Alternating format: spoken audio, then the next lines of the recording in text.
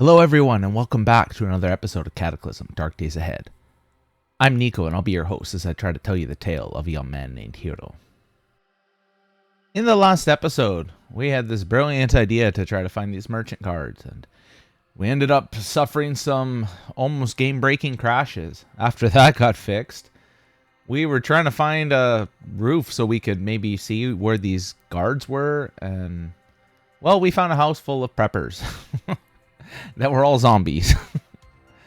After surviving that, we decided to hold out here. We did fall asleep, but it appears for only a few hours. And so, trying to fall back asleep, it doesn't seem like we're having much luck. That dream just keeps bothering Heero. He finds it really hard to fall back asleep. And before he knows it, the sun is out. Not quite, but I think it's still okay to get going. So he's going to wake them up and we're going to go. And so it sucks about the caravan. In this regard, Heero doesn't have any regrets. Linwood needed that aspirin, or the Huffer Puffer. And well, it sucks about the one we lost, but no, this was the right choice to make. Now we carry on. We're going to come back down through the south, and we're going to drive over up to Juan's place. So yeah, unless anything happens, I'll see you guys when we get there. And looks like we made it. Whew. Okay, and so let's put away our katana. And I feel like all of our friends are helping us move this 100-liter drum of gasoline. My car doesn't even take 100 liters. As we enter in the cabin, out of breath. Ah, yes, you have returned. Do you have it? Yeah. Heero falls over. Here it is. Wonderful. Thank you so much. This will keep me running for a long, long time. You could use a hand with something else if you're interested. So before Heero can protest, he says, I was scavenging recently and I found one of these old evac shelters. Turns out the computer was still on and it had an address of a refugee center. I think my skills might be useful for them. For helping maintain medical supplies and whatnot. So I want you to head over there and see if they're interested. I do it myself, but I need to look after these places. Now Heero kind of slams his hand on the counter and be like, dude, no, come on. You're not coming with us? So he looks at him puzzled and he says, look, Heero, you seem like a nice fellow. And as much as I enjoy our time chatting together on the Reddit, I feel like there is a lot of work that I need to do here. And being at a place with so many people, not exactly my style. Maybe if you go speak to this refugee center, I might change my mind. But for now, I'm going to stay here. So he lets out this big sigh, and before he can say anything, Lashin just kind of smacks the back of his head. He looks at her, and she gives him this look. All right, I'll do it. But any advice? It should be pretty simple making the deal, but I recommend taking a car over there myself. I mean, I guess this is closer than the other one that we saw. This is still pretty... I mean, because we run this problem that we can't cut through here. We already know this. I guess to the north we could go through Fort Kent. There's a cathedral there. This would bring us into Brooktown. Nothing of particular note here. I mean, there's a library, but I don't want to go through Caswell. We don't even know what's going through there, so that's one option. I am curious about this Transcoast Logistics, to be honest with you. That's not... I mean, if we go to the north, then it's on the way. Otherwise, from the south, I don't know if this actually connects. I mean... Just looking here, it looks like it doesn't, but that just might be the map. Looks like, okay, so to the south, by Burnham, there is a road, and that, then we don't know how far it goes. Well, either way, we need to fix up our car before we go on a quest like that. I mean, we really don't need to be, like, smashing into everything like I've been doing, but we've already lost our battery a couple times. We need a garage. A gun store would also be nice, too. Now, if you have a garage here, we can get ourselves a proper welder. It would be great, but it doesn't look like there's anything like that here. The Shelburne had the baseball field, but I don't think that's going to have what we need. Ah, this is the only one is in Hill. On the west side. Now, we did actually kind of clear that area out, but that's the only garage. I think we might have to just use our makeshift welder, because I don't think this is going to work. I don't want the drum. We'll leave that there. Everybody's in silence as we're Heading back to the vehicle. Nobody has said anything. We would have filled in Linwood with our friend and what we're doing, but like, you know, he's not really saying anything. Because Hero's turning around, Zombie's trying to catch up with us. Lashin finally says, okay, so we're leaving that Kuyon. Piper raises her finger to say something and then just kind of stops herself. Well, if he doesn't want to come with us, we can't make him. But maybe if we go to that refugee center, then... Well, maybe we can convince him to come. And then what we do? Lashin looks a little curious, just waiting to see what Hero's going to say. Well, maybe they'll want to come live with us on the farm. And at this point, Piper speaks up and says, "You bloody kidding me, comrade? Why would they want to live with us on the farm? If they have a refugee center, then, well, maybe they have everything that we could want. Oh my God, could you imagine if they have hot water?"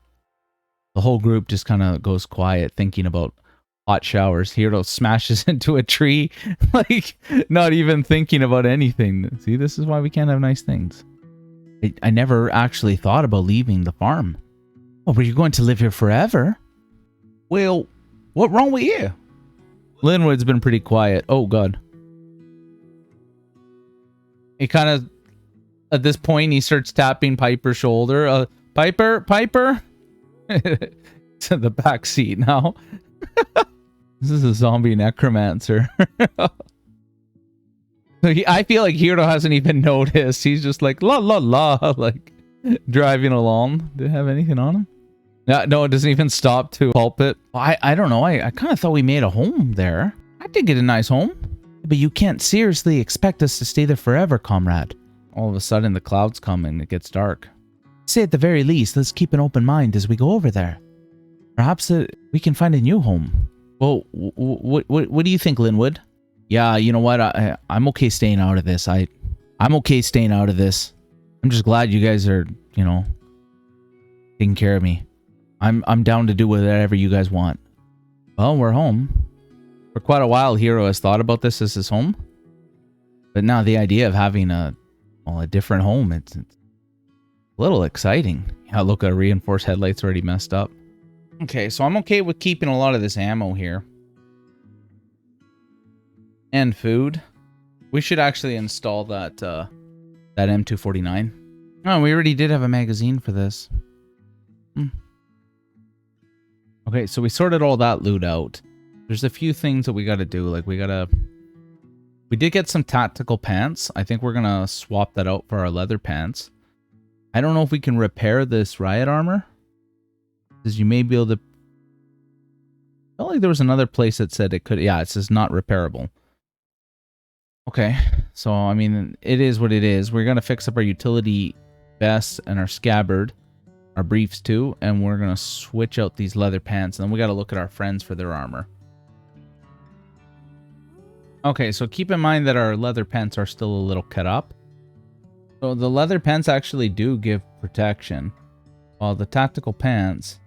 I mean, the reason that I like them is because they got pockets and stuff.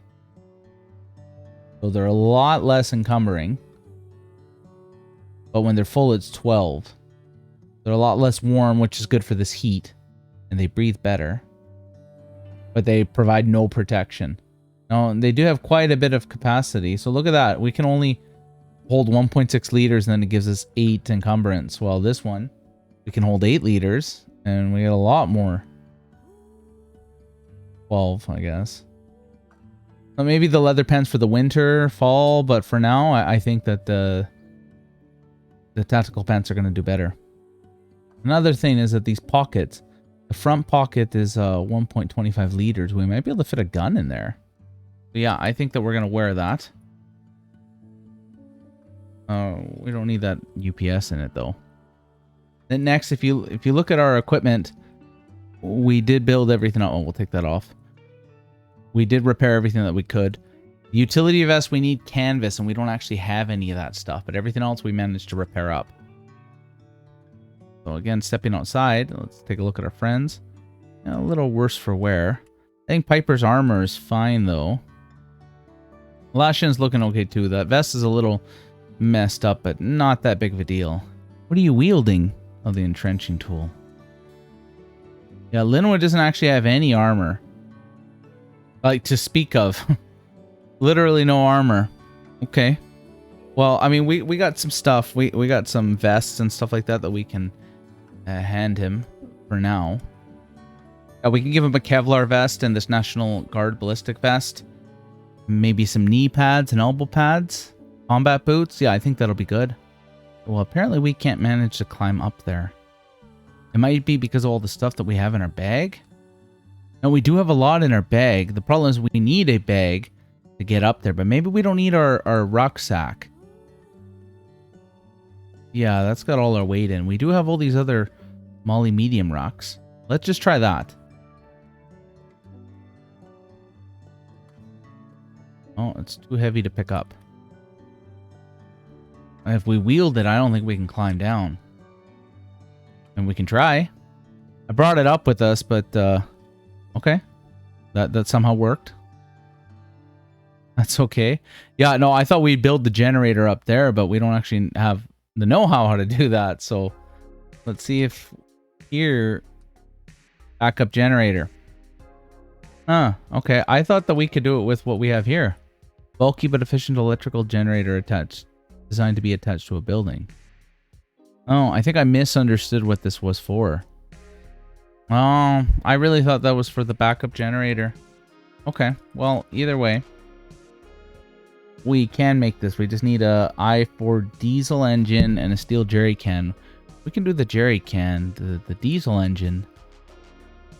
Oh, I don't know about that. First, let's drop that. We don't need that.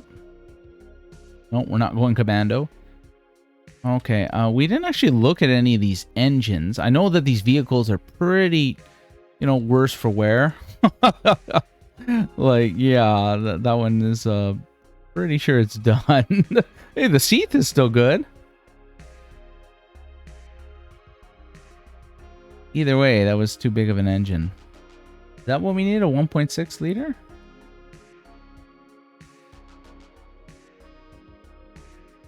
Oh no, it specifically says diesel. Oh, that's a problem. We're kind of low on diesel. Like, we got all that JP8 fluid. Oh, okay, well, we're going to have to just make do without that. We've been mostly carrying this stuff around because we can put our mags in it. But it doesn't look like we've been using it like that. We've just been throwing everything in here. I might want to put the tack vest on instead. Oh, it's almost no encumbrance. Okay, well, that's handy, but I kind of wish we could control it a little bit better. Okay, so we'll give this to Linwood. Well, that's good. Oh, look at this. We can make the high, medium, and mild steel. Charcoal and coal. I think we have an electric forge. And a metal tank. Well, we can get one of those. We got one in our trunk right now, but it's filled with the GP8 fuel. I don't really want to mess with that. Okay, 60-liter tank, a forge, and charcoal. We're going to need a lot of charcoal or coal. A Piper had a setup for that. I think it's a kiln? Charcoal kiln. Okay, hammering of 3. That's something we can figure out. Soldering iron we have. Yeah, we can certainly do that. Thought that we had something like this kicking around. It's a charcoal smoker. It's filled with charcoal, but if we're going to be needing this to preserve them, first off, we should be grabbing this because we're going to need that anyway. But the kiln, I don't really want to give up that. We'll have to make a new one. Okay, so we just need our welding goggles. Oh, that's 6,000 charges? The arc welder, yeah, it's half. Yeah, no, I know I said we didn't need the arc welder because we have the makeshift one, but that's double. Up here in Hill, I mean, like I said, we've already got through. We went through this cathedral, this hardware store, the dojo. Like, this is at strip mall. It's not that far. It's just... Oh, that's a coffee shop. I think we tried to duck in this office tower and decided it was too much. But yeah, it's right near it. We could probably make it. We're just a little beat up, that's the thing. I mean, I want that better katana. We gotta make better equipment for everybody. You know, this mercenary coat and mercenary pants aren't very bad. This Kevlar jumpsuit has 100 coverage for the arms, legs, and torso. That's 100%. I mean, it's not the best armor. That's pretty good. Look at the ballistic. Sucks about the bash, but yeah, no. Kevlar sheets. There's a lot of stuff that we got to cut up. Okay, so in addition to the very growing list of things that we need to do, I was kind of thinking, you know what? Maybe we should clear out this area towards the north because we go there a lot. And then we can maybe start sending NPCs to clean it up. Like cut down the trees and stuff. And we can use the wood because we need it for coal. And what the? Ramirez? Oh, wow. Wow. So Hero's like doing a double take, right? But that's Ramirez. If you guys remember, I don't even remember how many episodes ago, but there was a portal storm and he was in a barn and we don't know if he got isekai'd or if he ran off. We chased after the other dog, but Smooshy, I think. But wow, Ramirez. Yeah, no, we're going to play with him. Well, that's great. I mean, we already have a lot of pets, to be honest. But, you know, that's a good feeling that... How long was he alive for? Like a month and a half by himself? All right, I'm going to put him away. This is going to be a while. Yeah, that took way too long. We had to find a short rope and tell everyone to stand outside. And anyway, that's fine. So we're going to proceed there. We're going to walk over there on foot and clear out any of the zombies that we see on the way there. And if anything happens, I'll let you guys know. Oh, spiders. No, we'll be fine. Well, off in the weeds, we see a bunch of zombies hanging out. All right, time to take off our backpack. Doesn't look like that many, but you can never tell. Ah, I hate those things. Amalgamations and a Super Saiyan zombie. We should be fine. But just to be safe, I think we need to use the fire axe. So we don't toss ourselves when we hit it. Montante. And we'll take out his friend as we're getting towards him. Look at the four of us just swarming the guy. He doesn't even stand a chance. Oh, and those stupid amalgamations. Heero remembers when he was so much weaker, how those things almost killed him. Well, we can dissect it. That's something. I guess we'll do it now. Our friends can take care of whatever comes up to us. Okay, that's done. And I probably shouldn't have done that. It's actually pretty dark. I think we're safe to use a flashlight, though. To be honest with you, like, it's not like there's too much in the area, so I think. We're gonna find out when we have to turn it on.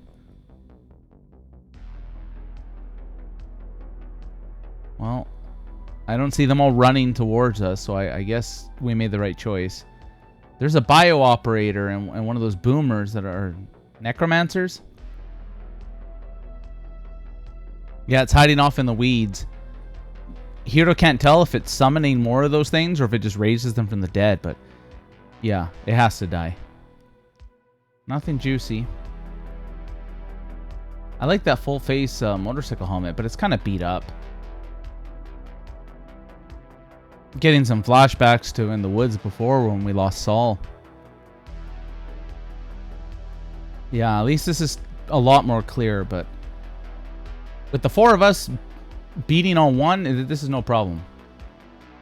Ah, those Pokemon things. Well, talk about a game of cat and mouse. How did we miss that Super Saiyan zombie? We still can't find that bloody bio operator. Chase down those other guys. They keep running, hit and run, hit and run. Oh, yeah, we don't have our scalpel. Okay, I'll just drag it back. We'll reconquer the Cataclysm one proficiency at a time. Now we gotta go find that bloody bio operator. Well, actually, there's only like 4 or 5 trees we need to cut to make our way through. If you look at the camp follower thing, it looks like you need to do a lot of work. We could basically just do that ourselves. I guess the majority of the work is bringing the logs back, Because, yeah, it's just that one, and then we get to that road. At this point, Heero's starting to wonder if he imagined the bio-operator. I swear I saw it in the weeds, and ah! As the glass breaks, a firefighter zombie comes out. And, that thing. Whatever the hell that is. Oh, there he is. There's the Black Ops zombie.